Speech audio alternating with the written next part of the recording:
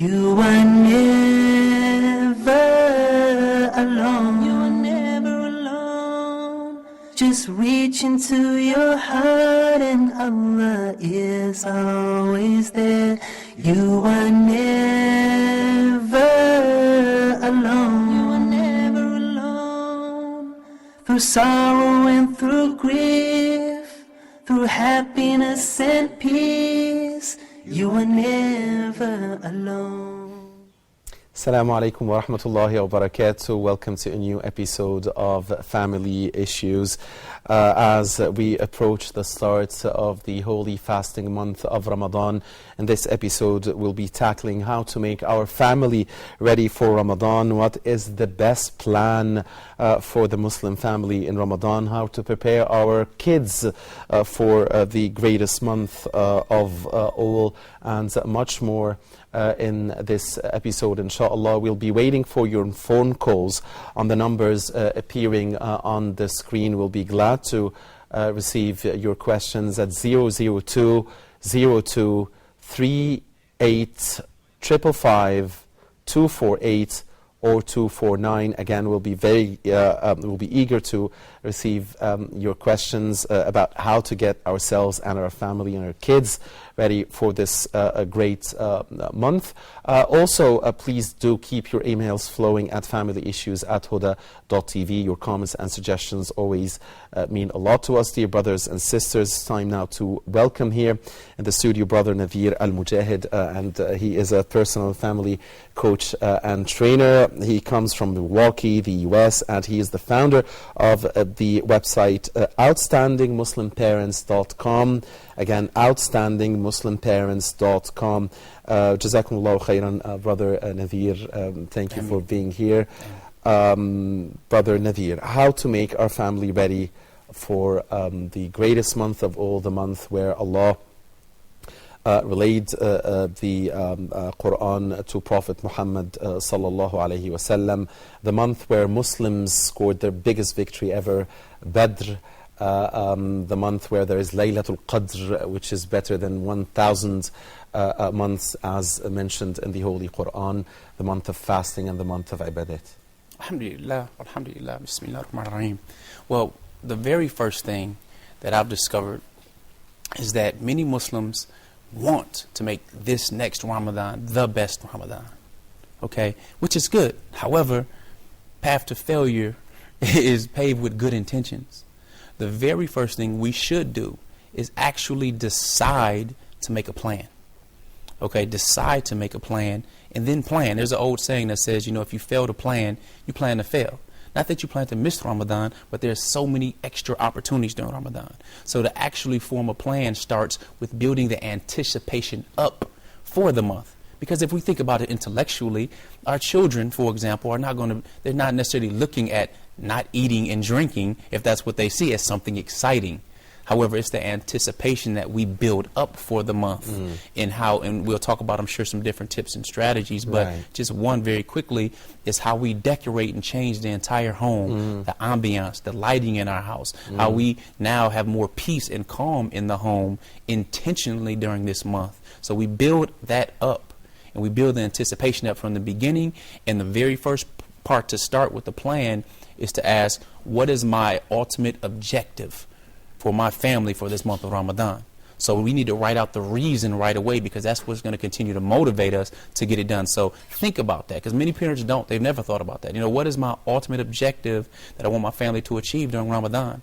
And once you write it out, you've manifested the beginning of a plan, then we can begin listing other strategies, inshallah. Indeed, Jazakumullah khairan. And I guess one of the goals that some of the parents might be wanting to achieve is by telling them themselves, well, we know that Allah subhanahu wa ta'ala via Prophet Muhammad sallallahu alayhi wa sallam has told us that the first 10 days of the month is maghfirah, forgiveness, and the next 10 days or the middle 10 days is rahmah, mercy, and the final 10 days is itqun min an-nar.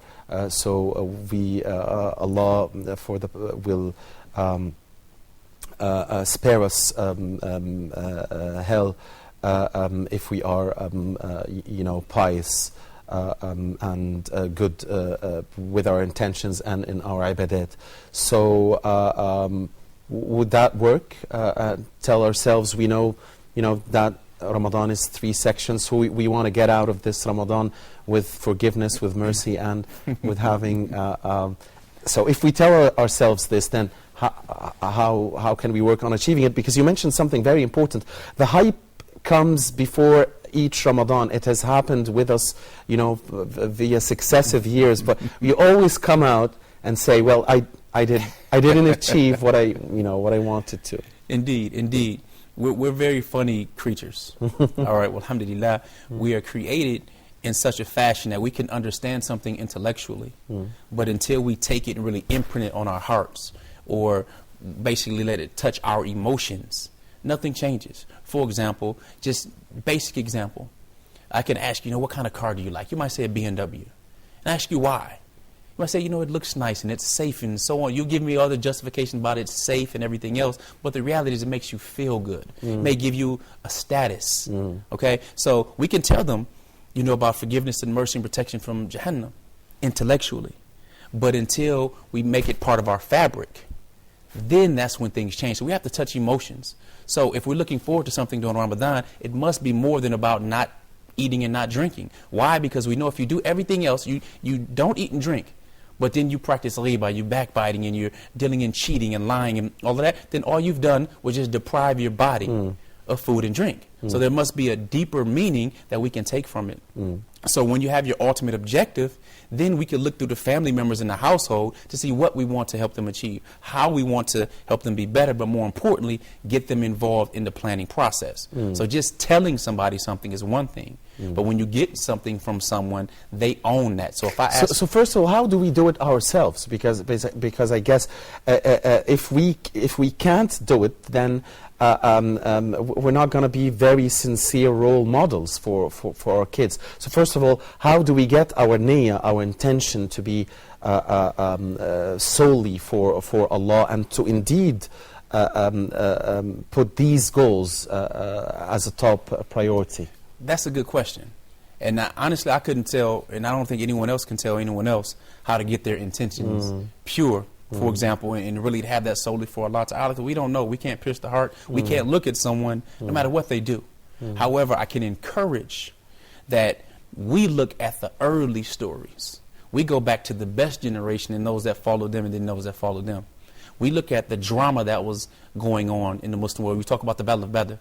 When you talk about the Muslims with nothing to break fast with milk and some dates, and how we have these big, fabulous feasts today. But we look at the early generation and see what caused them to change. See what happened from their transition to Jahiliyyah to Islam. See, converts, or people who revert or accept Islam who didn't have it before, know the stench of kufr. They don't know anything as sweet as Ramadan.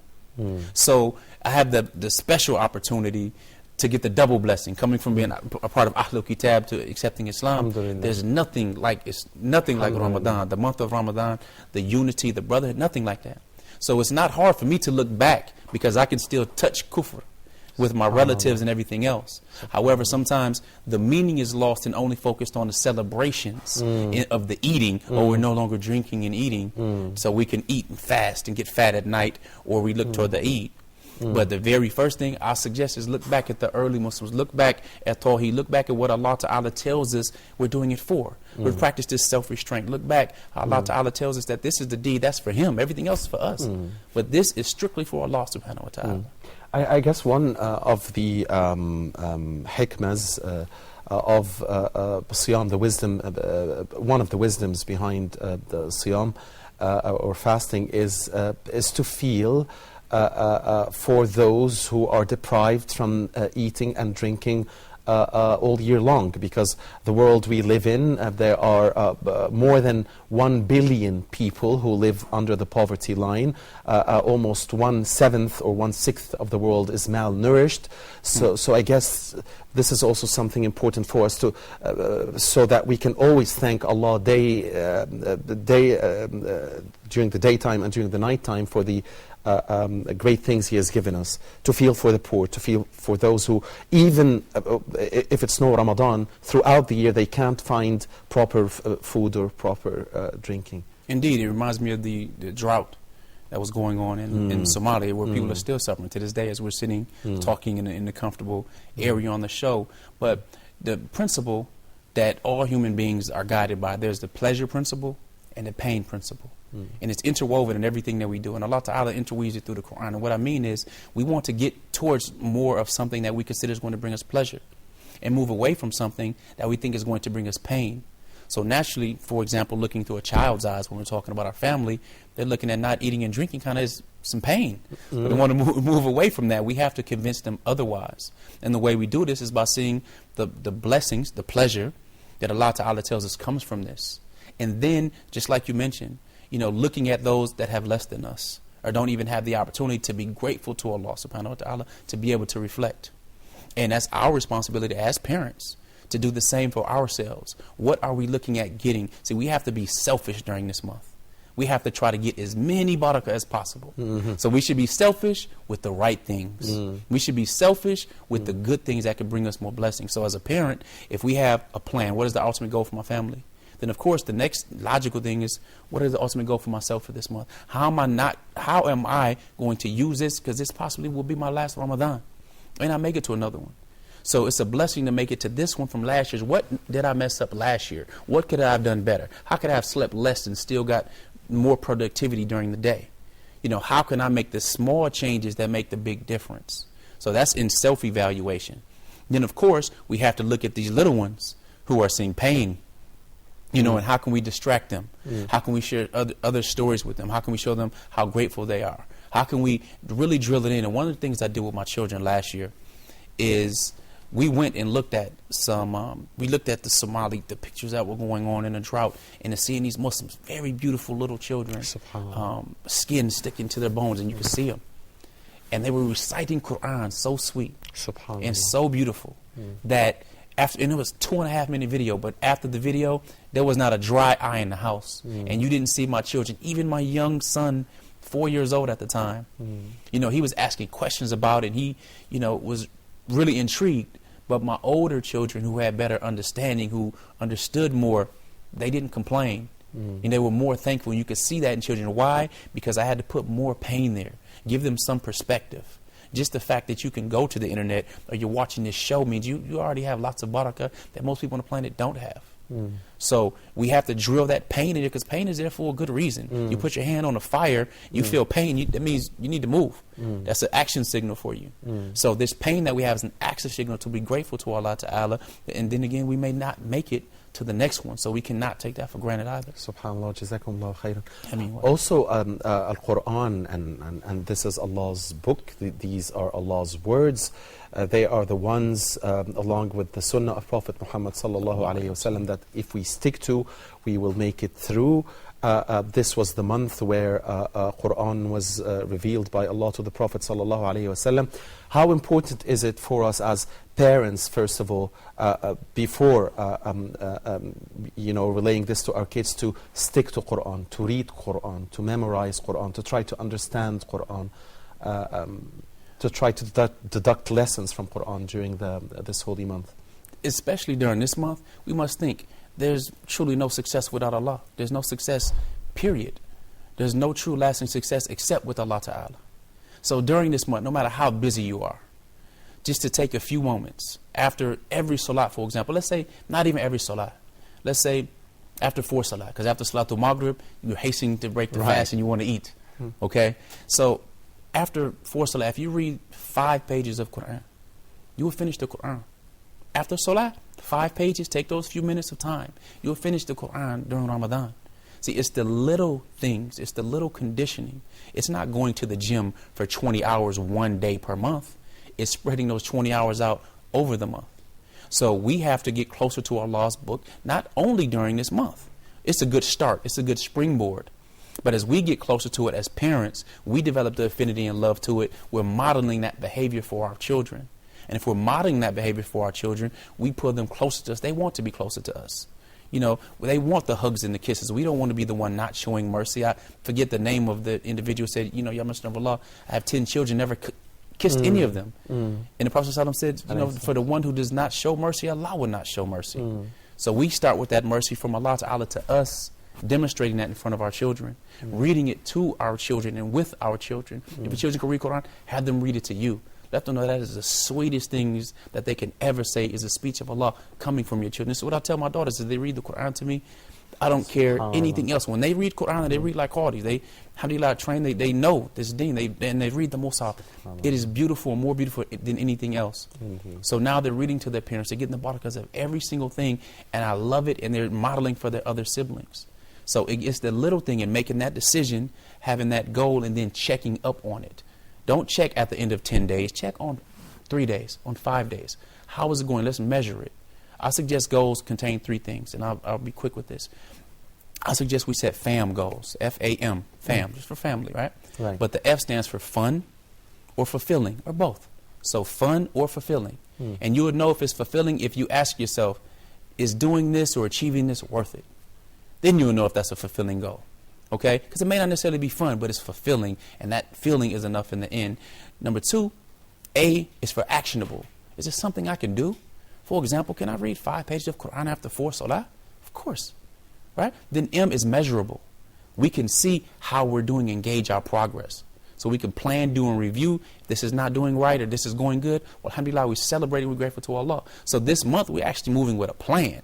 It's not just wishes. You know, I say all the time, you know, a wish changes nothing, but a decision changes everything.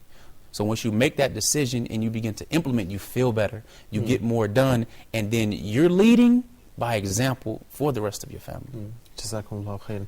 Brother Nadir, you mentioned earlier the importance of, you know, of giving the perspective of pain, although, I mean, it's part of our lives. So the children have to, and they will go through it as children, as adults, and through every stage of their life. I guess also one of the wisdoms behind Siyam is to learn how to be patient, is to learn how to control yourself, how to control your temper, because if you keep on, you know, swearing at people, then you will be losing your thawab, your Siyam. How to control your you know, your nazawat or shahawat, and to learn for kids or for young men to learn how to be a man. It does teach, you know, Siyam does teach how to be a man. Could you expand on this, please? Indeed. And for girls, of course. Well, the wisdom that Allah Ta'ala uses is very, very interesting, because Allah Ta'ala is using this physical pain to really expose where we are and to give us the opportunity to correct it. Because it's amazing what happens when you're hungry and when you're thirsty, especially during this Ramadan. The days are longer, the heat is there, it's the hottest record, it's the hottest year on record so far in the U.S., for example. So it's amazing how much more time you have, because you recognize how much time you spend doing other things, or you're eating. Now you have more time, number 1. 2, now you have to be really clear in your thinking, because you can be one who's just irritated because you're fasting. But Allah Ta'ala gives this to us to expose us where we are within ourselves. Because it's when you're comfortable, it's easy to just chill and relax. But when you're uncomfortable is when you're really tested. Right. You know, when you're comfortable, things can be fine. But when you're uncomfortable, when you have these pains that hit you, natural pains, your desire, your instinct to survive, and you say, oh, I'm starving or something. No, Allah Ta'ala is testing us. So when you're talking about being a man, when we're talking about people wanting to go and do light duty on their jobs because it's Ramadan, and we look at the best of people, we look at the companions fighting battles during Ramadan, in the desert, you know, in the middle, in Mecca, you know, where it's hot, where they have real heat consistently year round. You know, what it does is it's like fire. When you take metal to fire and you purify or you sterilize different tools, it's that heat that cleans and that forms and shapes us. So we have the ability to think. Allah Ta'ala is telling us this is for the self-restraint. Like the Prophet ﷺ, look at those below you that don't have what you have. Look at and get all of these extra barakah right now, because ultimately that's going to end. Everything we know is going to end. So even this bad breath that we don't like, Allah loves, where Allah Ta'ala loves it, because this is for Him. And it should be. Again, we don't know everyone, we don't know people's intentions, but we know the rules, and if we play by the rules, we get the rewards. If not, we already know of the consequences. Hence, Allah Ta'ala puts that pain and pleasure principle in everything we do. We think about Jannah, where Allah Ta'ala says about Jannah, we can't even picture it, but we want to go closer to it. We hear about Jahannam, and we feel the pain and want to move away from it. We can't understand the concept that fire in this life seeks refuge with Allah from the fire in the next life. But we don't want any parts of that at all. So it's that pain that really drives us even more so than the pleasure principle. Because again, it's easy to be comfortable and to stop striving. But when something is painful, it kind of forces you to do something. So this month brings pain, but with it, the ultimate types of rewards where now the gates of Jannah are open.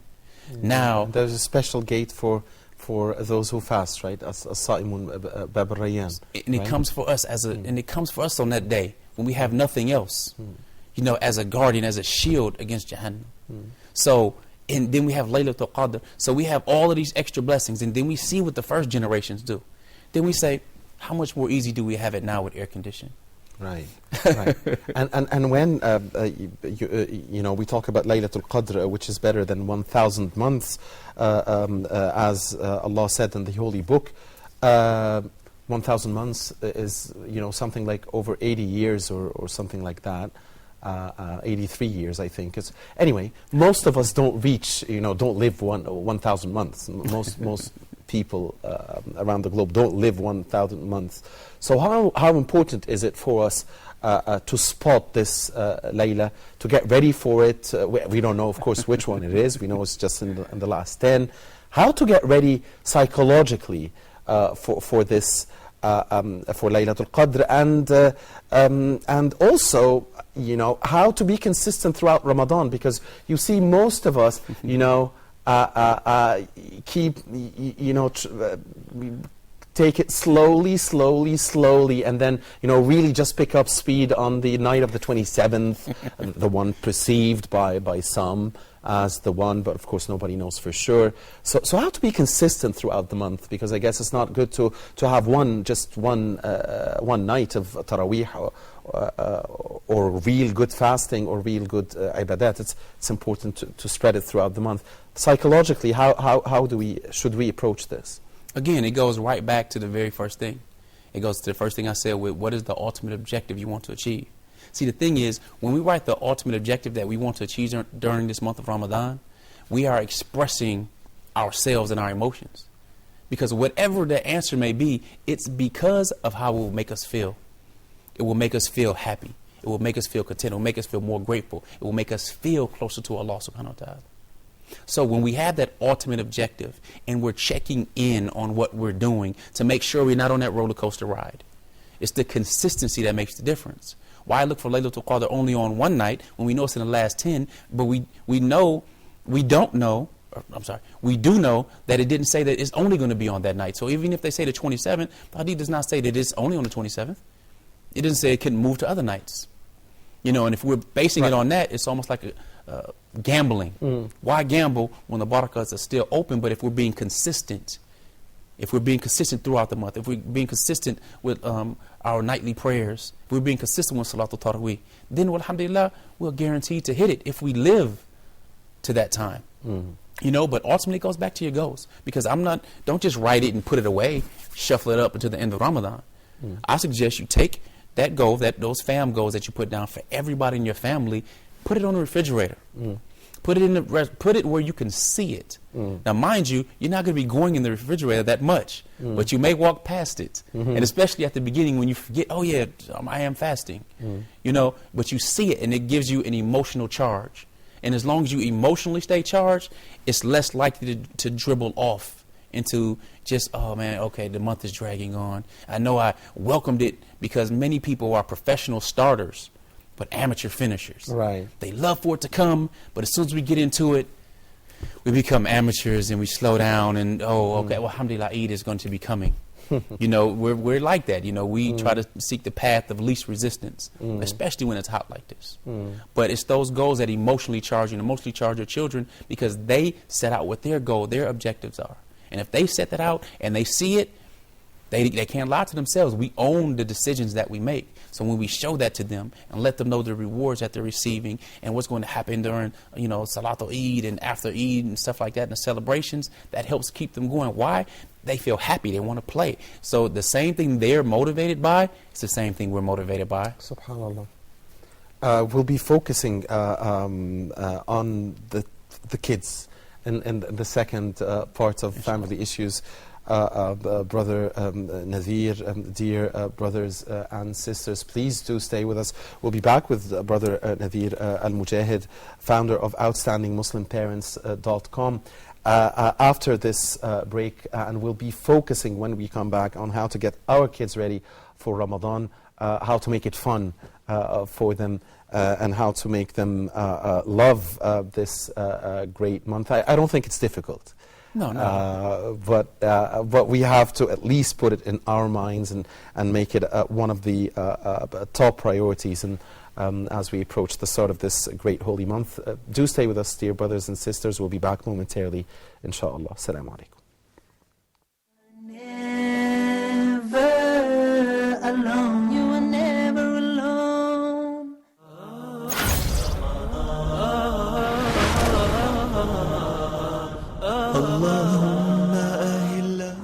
Muslims everywhere are faced with issues and situations every day. Let's find those solutions together, right here on Face Islam. Won't you join us here for Face Islam?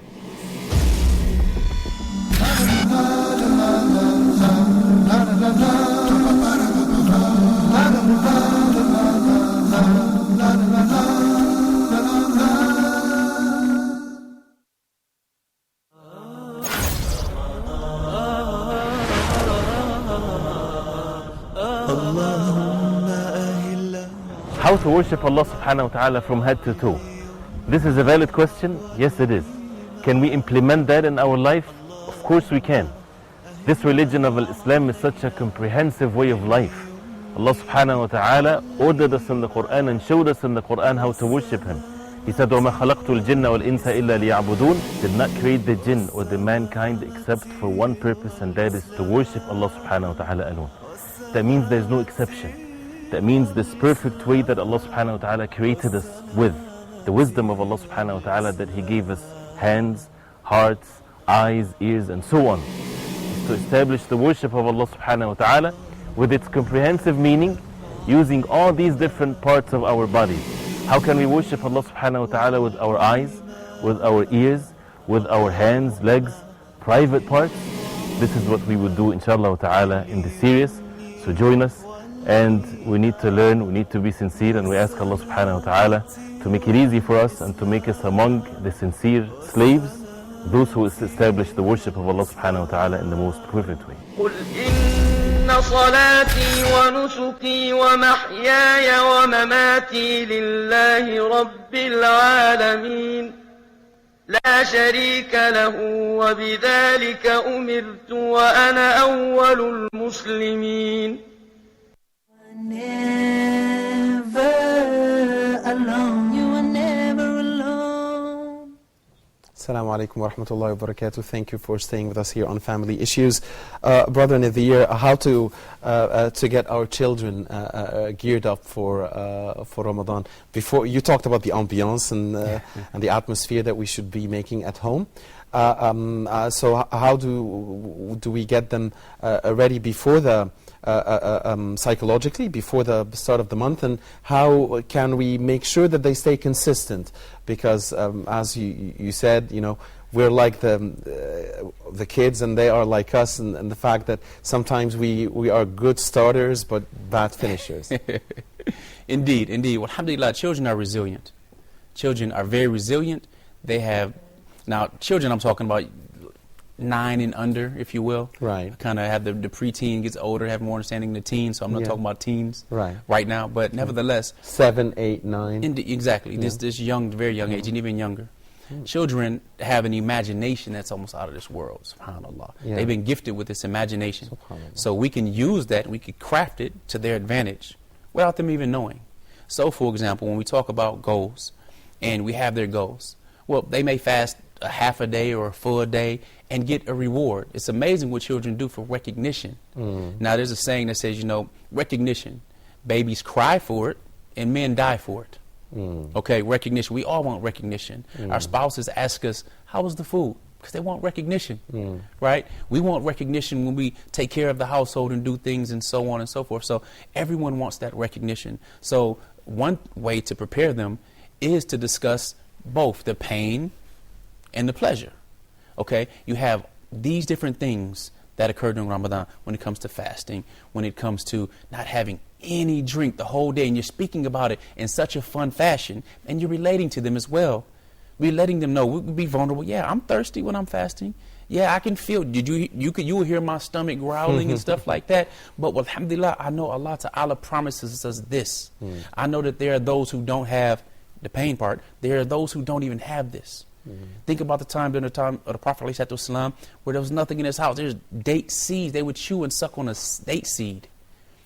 So it's pointing these things out to the children and making them a part of that family and that experience, because you are a Muslim. This is required for us. This is what makes us distinct from those who don't know the beauty of the sweetness of Iman. So now they develop some pride in themselves and some, oh yeah, and I'm going to achieve it. And they have what they want to do, and we help them own it. And the great part is we check in on them every 3 days. We ask them how it's going, and we praise them. And one of the great ways to praise them is where they can hear you telling it to someone else. Right. So if you're on the phone and you're, well, alhamdulillah, Salahuddin is fasting now, and oh, it's so great, and he's so happy, but he hears you talking, he's behind you. Right. He's feeling good, he has that recognition going, and it keeps him pumped. Then, of course, we talk about what's going to happen on the Eid. So we have the decorations, and we have the ambiance, we have the different distractions. So if they're young, whether they're watching reruns of Adam's World, in Ramadan when the puppet Adam was talking about, oh, I'm so hungry, and he saw an apple, and he's like, I don't even like apples, but I want to eat the apple. So these different distractions do them good, and it encourages them, because as a parent, one of our roles is we're a coach. Right. So we help coach them and discipline them, meaning that discipline weighs ounces and regret weighs tons. And that pain and pleasure principle. So, well, alhamdulillah, those are just some basic tips that can get our children started and excited about it. And as we check in on them, keep them excited about it, because it's only 30 days. In the scheme of things, it's only 30 days. Right. And when they come and tell you, the 7 or 8 or 9-year-olds, when they come and tell you, and they, of course, it's not a farida for them to be fasting. Right. Hey, Dad, I'm really hungry, I'm really thirsty. What are we advised to say to them, to respond to them? Because sometimes in a certain very hot day or very long day, or maybe when they had a lot of exercises or slept very late, or woke up very early, it's as if they are coming and trying to take your permission, to break the fast on this specific day. What do we do in these circumstances? Well, as a parent, we have to evaluate the circumstances, because we know when our children can continue to go, or if they're just not feeling good, they may be a little dehydrated. So we have to use our wisdom as parents in their best interest.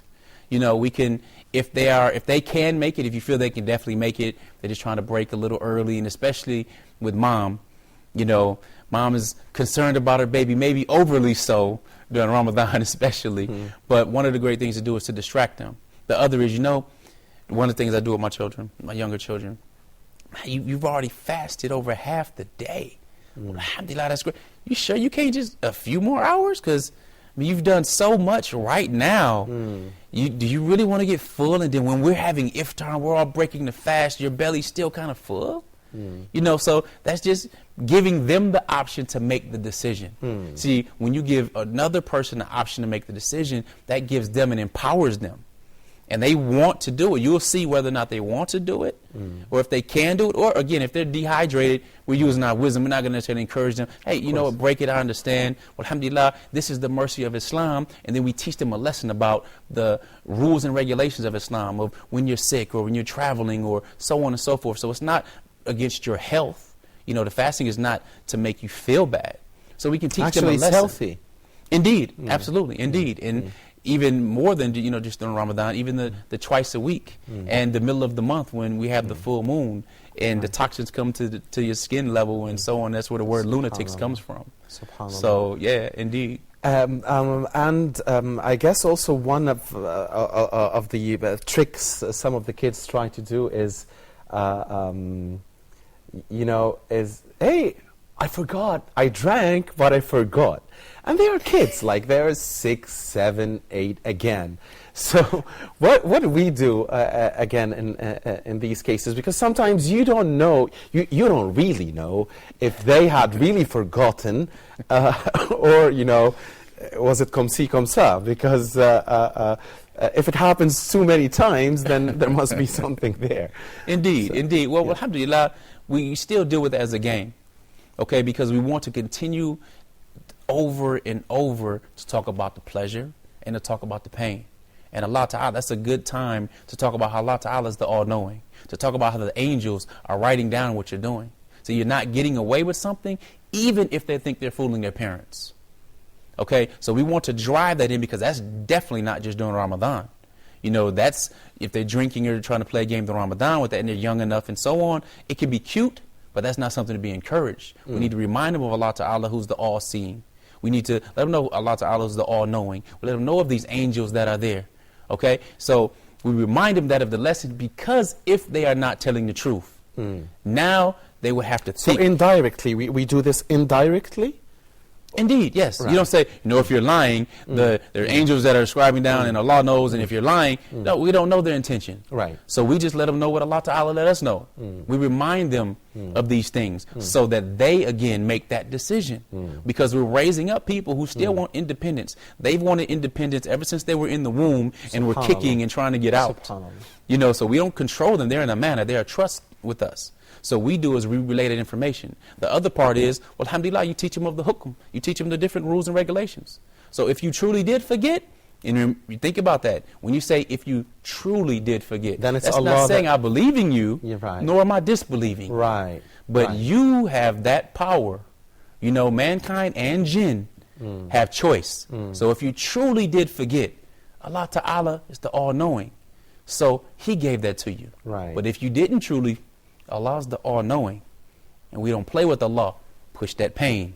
You see what I'm saying? So we use these measures accordingly. Just like if someone's coming close to doing zina or selling something that's haram or anything like that, we remind them, because that's all we can do. We remind them of what Allah Ta'ala says, and based upon that person's iman, then they can heed the reminder or they can disregard it.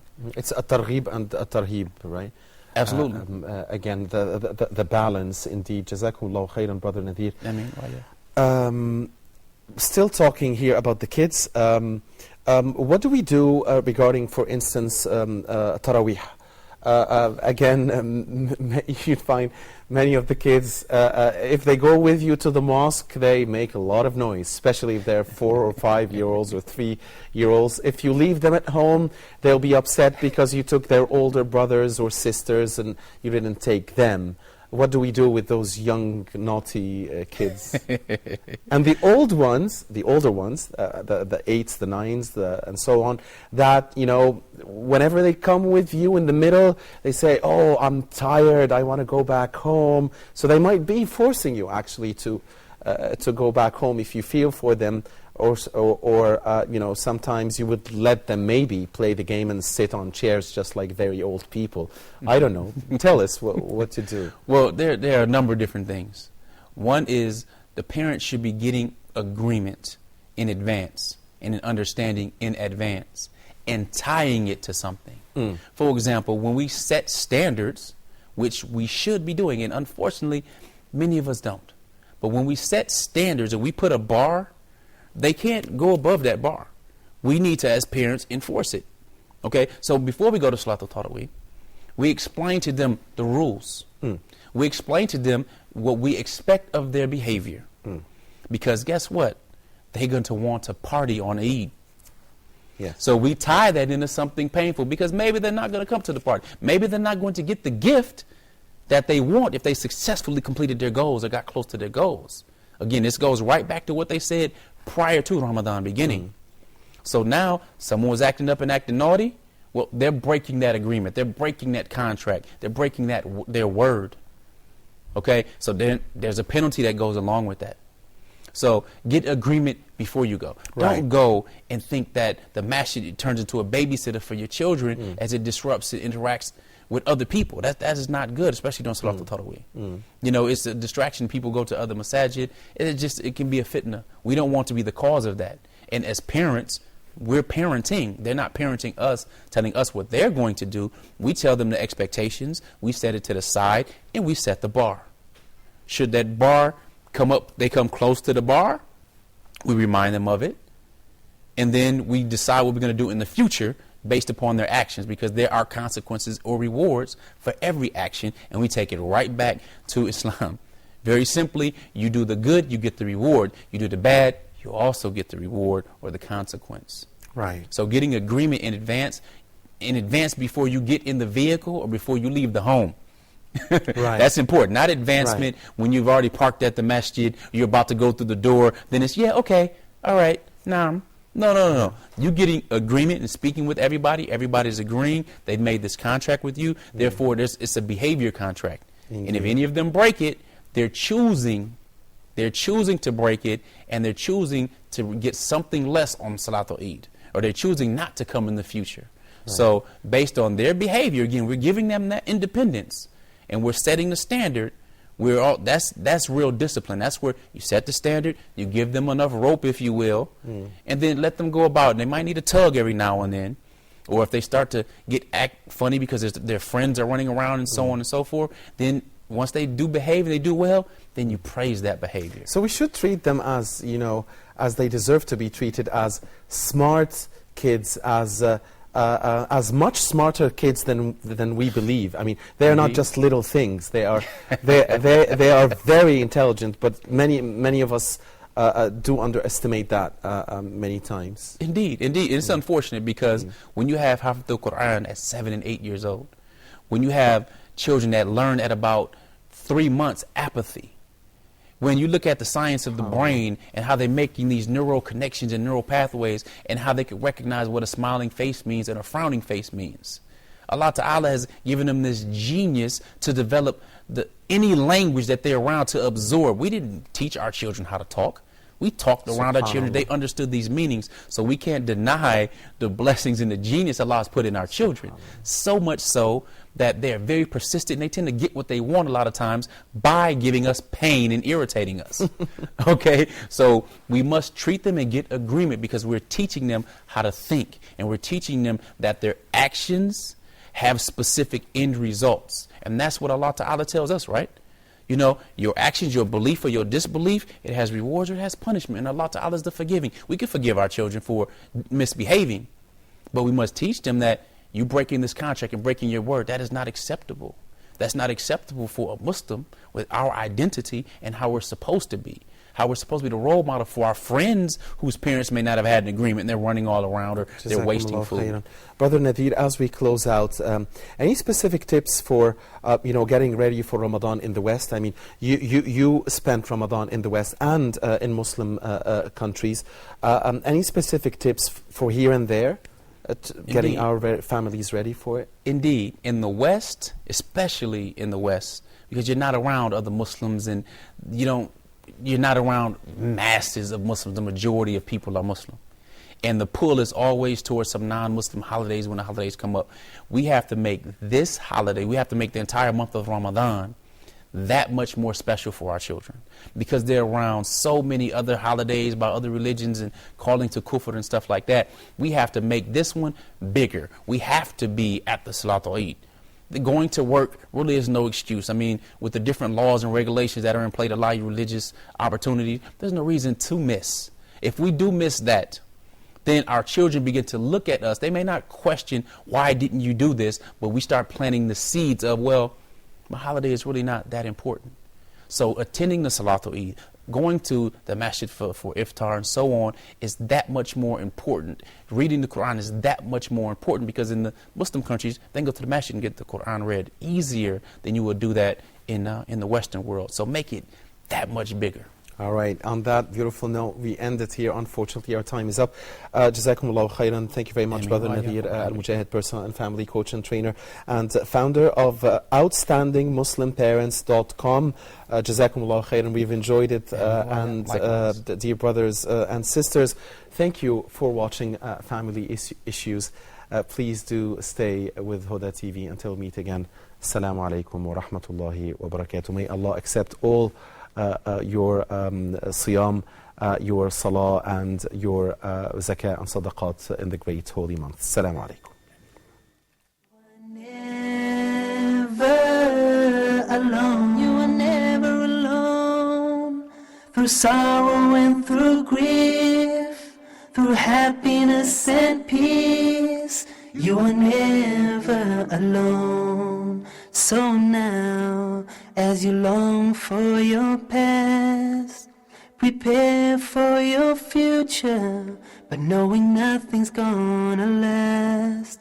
You see, this life is but a road, a straight and narrow path to our final abode. So travel well, O Muslim, and paradise will be your home. And always remember that you are never alone.